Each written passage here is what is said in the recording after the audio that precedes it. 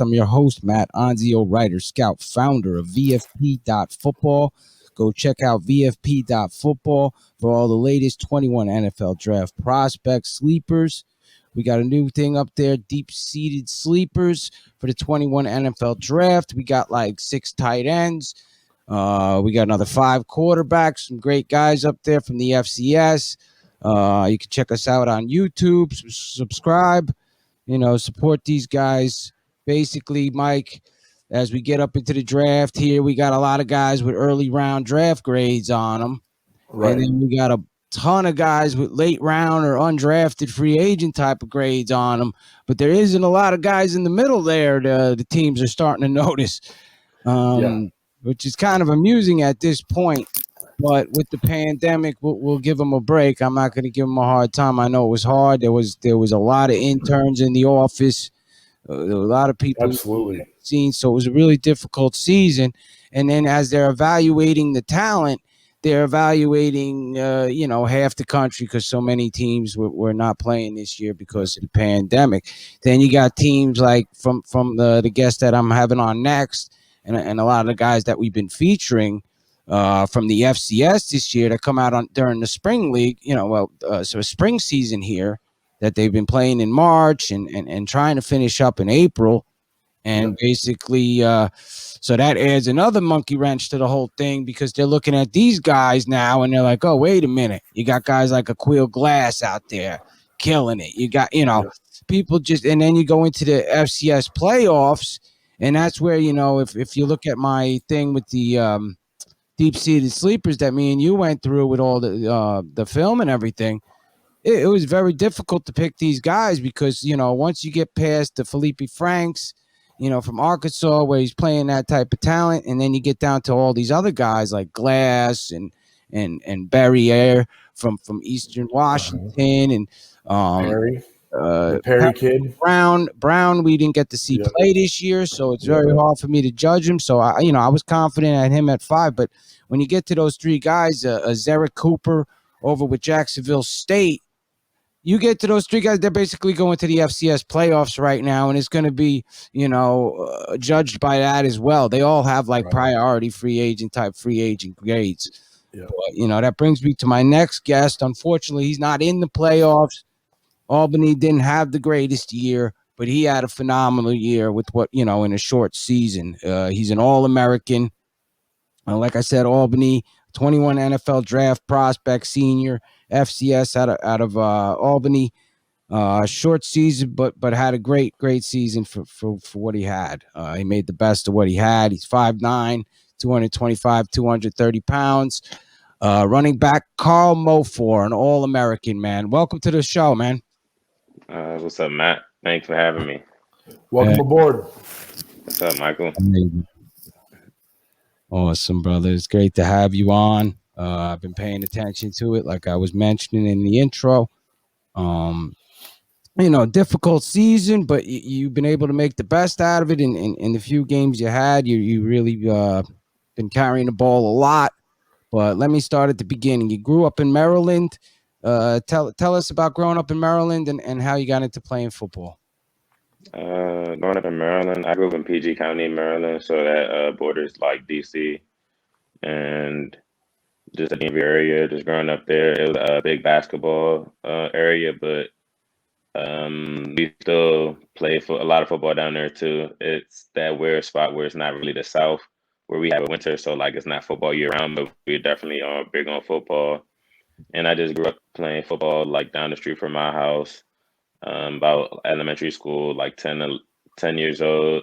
That's when I first started playing organized football, and then it's just taken off since there. Played in middle school, high school, and then college, and then just trying to get my chance at the next level. And when did you start playing running back? I started playing running back when I basically started playing football. I was playing running back, fullback, like a slash, a mixture of those two.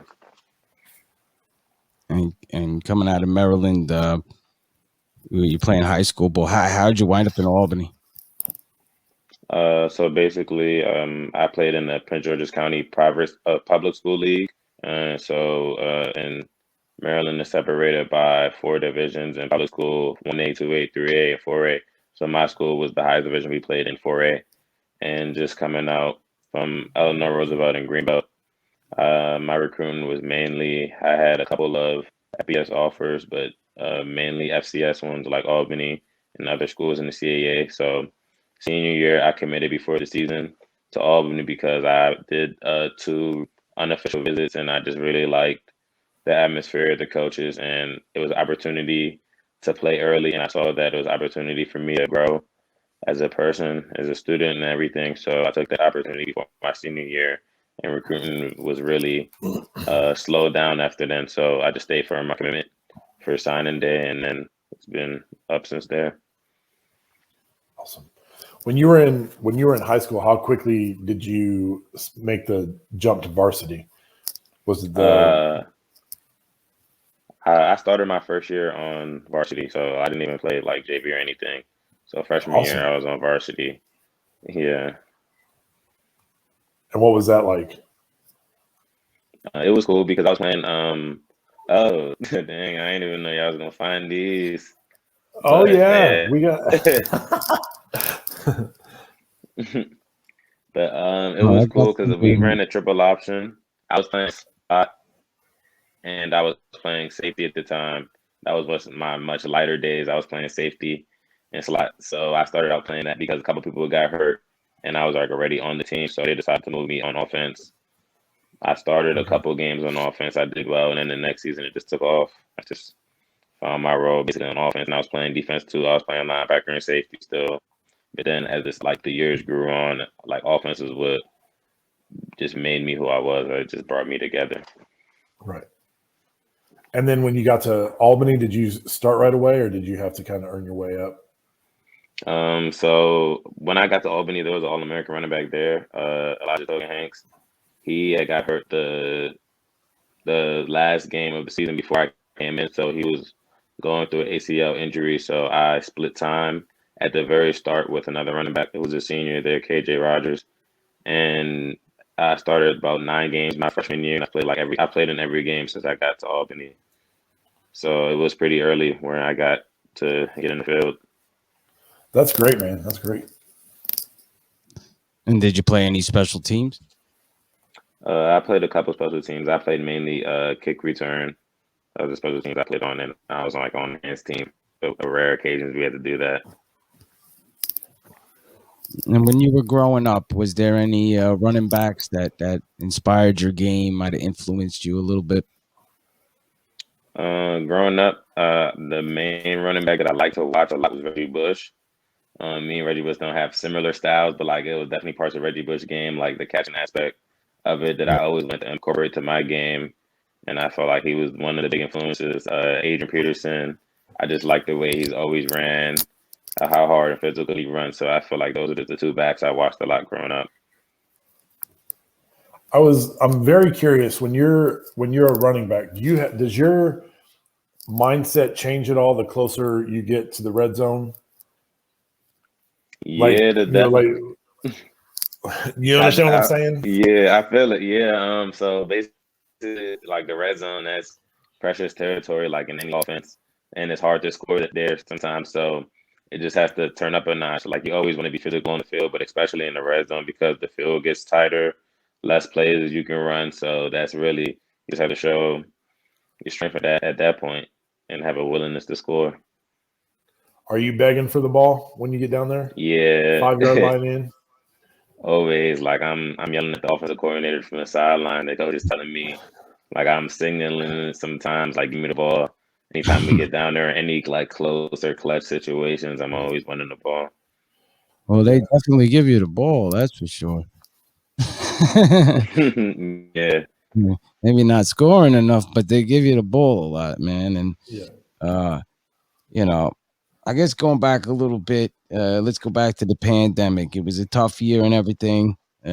How were you able to stay in shape during the pandemic with the gyms closed and everything? Are you able to work out at home? How did that work? So like the beginning of the pandemic, it was kind of rough because like I went home and like in Maryland, a lot of stuff was closed. Like we couldn't even get to a field because our fields were fenced off. So like I was working out in my backyard. Like I have a large piece of grass back there, so like I had a room to run. I had a little hill, and I had to make in-home workouts to do. I was doing a lot of push-ups, crunches, everything like you could do without weights, because I didn't even have weights at home. So, and then towards like June, like in May, things started opening back a little bit up more, and I had like a running back coach who I went with. I'm in Maryland, called RB Lab. He's in PG County that I trained with a small group of other running backs in the area that some were in high school, college, whatever. So we just had a small group that we used to train with, like towards the middle of the summer before I went back to school in the fall. And what would you say is something that the pandemic had taught you?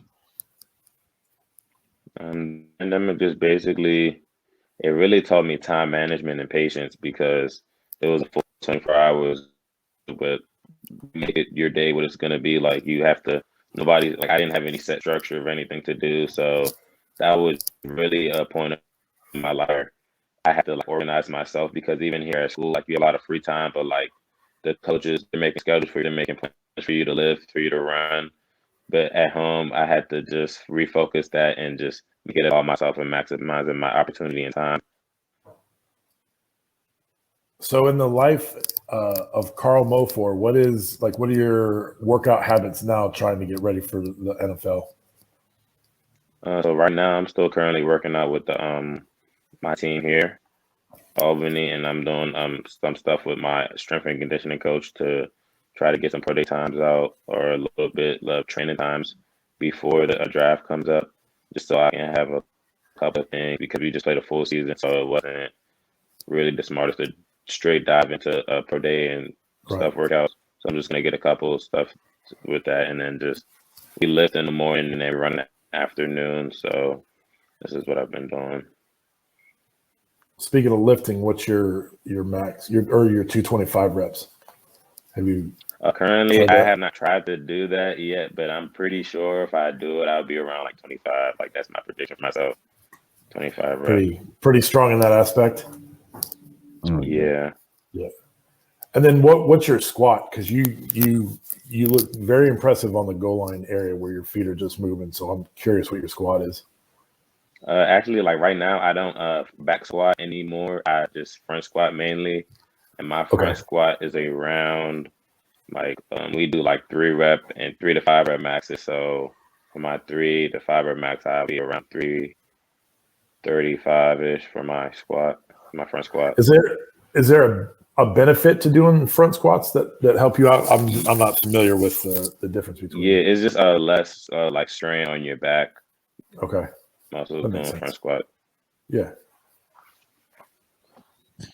And what would you say your two strongest attributes are on the field, and 2 areas that you need to improve? So I'll go with my 2 weakest areas first.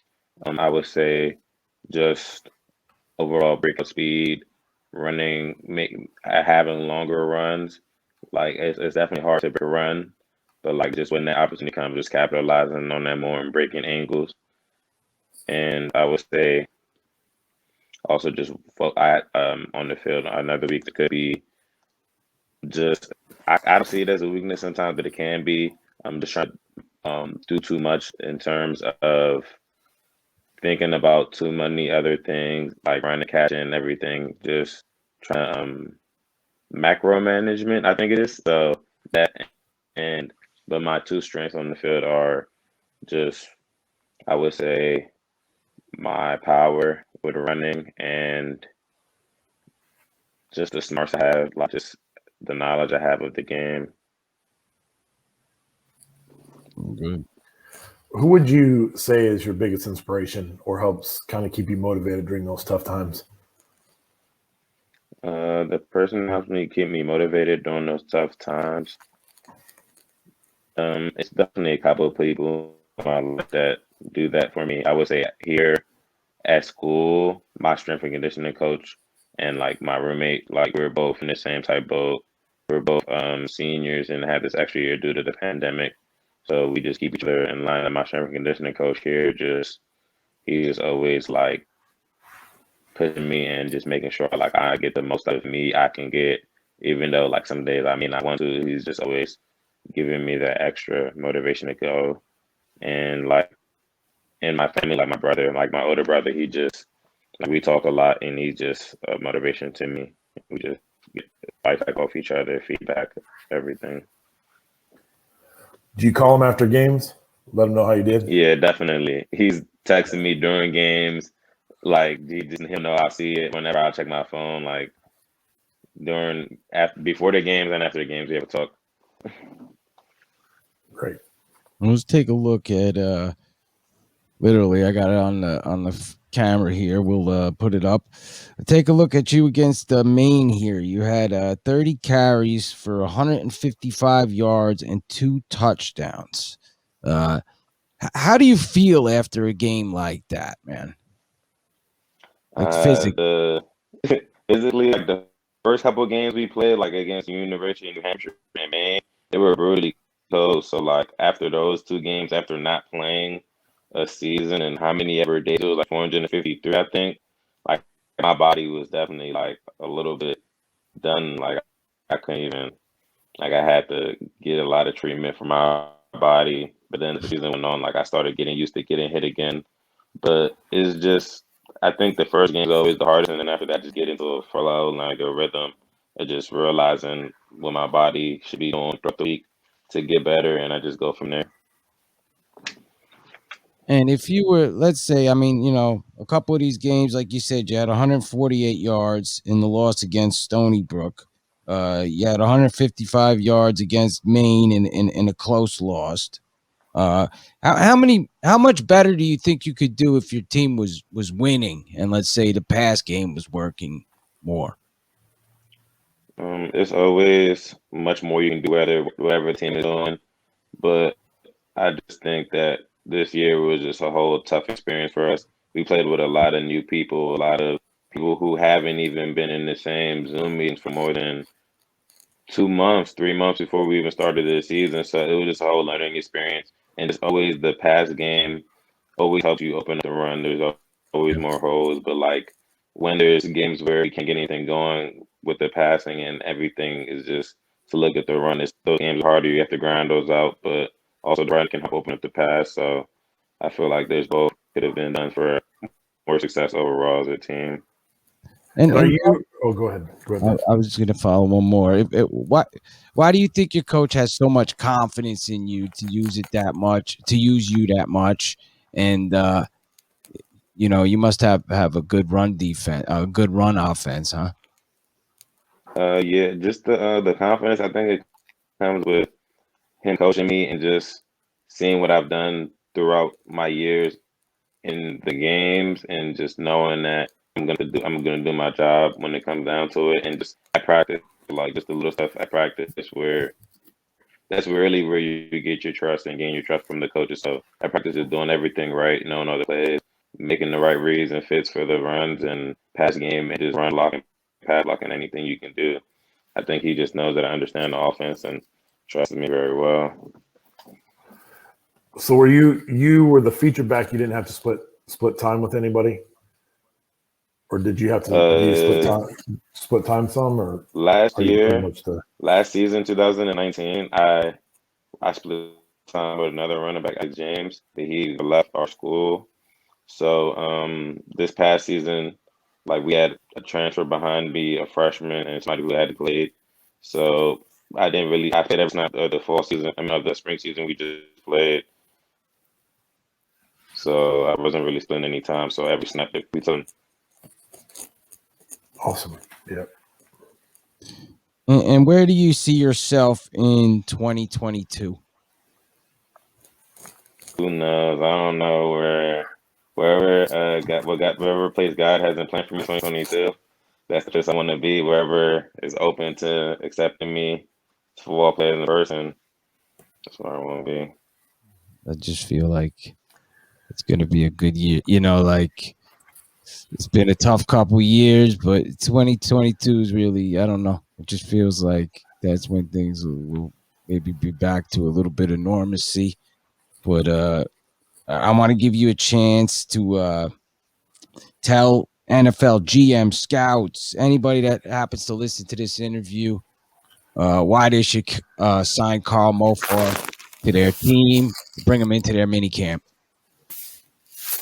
I would say Karl Mofor, somebody who's going to come and work hard, going to bring versatility to the team, smart awareness, do the little details right, and just give it 100% every day. Be that energy when nobody wants to be out there. Be that energy when anybody is down, like the team player that's going to help improve in some way, shape, or form. And what would you say your favorite college football moment was in your time? I can say that first round playoff win against Central Connecticut 2019, because I just, it was so much for the program. That's something that I came in the first year. The first years I was in college, I missed the playoffs, and just to have our first FCS playoff win in school history while I'm there, and just seeing the program change since I've started to go to the school, it was just major. Yeah, we're seeing some talent coming out of Albany, and I had mentioned the O-line. We had what's his name on here last. Nico. Yeah, there's some good backs, some good O-line coming out of there. Definitely an up and coming program. Mike, you have anything else? No, those were the questions that I had fired up. So basically, you could tell anybody where they could find you on social media. My name on Twitter is Mr. 2_ Playmaker. Simple as that. Perfect, man. We appreciate you coming on. Do you have a pro day lined up or nah? Nah, I don't. I just have supposed to get out my 10-yard split times and shuttle times sometime next week. I'm gonna record that and send it out. So that's what's lined up so far. You had 2 games canceled at the end there. For anybody that doesn't know, you had a few games in March and then a couple games in April that got canceled. I guess the COVID was kicking back up again. But you got to do what you got to do. At least you made the most out of the games you had. I think you put some good stuff on tape there, and I wish you luck, man. I think you're definitely going to get a look. I'm sure, teams like the Bills, New England, me and Mike were talking about this before. Teams like that, they're going to look for regional guys. They're going to look for guys like that. They see an All-American coming out of Albany like that, on a tough year like that, putting up yardage like that, getting that type of carries. I could definitely see you in the camp, man, and we wish you all the luck in the world. We'll get you up there with the film and get everything up there with the interview and the film for everybody to be able to see, man. And it's been a pleasure to have you on the show. I appreciate you for reaching out. This means a lot. Awesome, man. Absolutely. The 21 NFL draft prospect. You have a good night, brother. Appreciate it. You too. Wish you the best of luck, buddy. Appreciate it, Mike. I'll catch you. Thank you. Yep.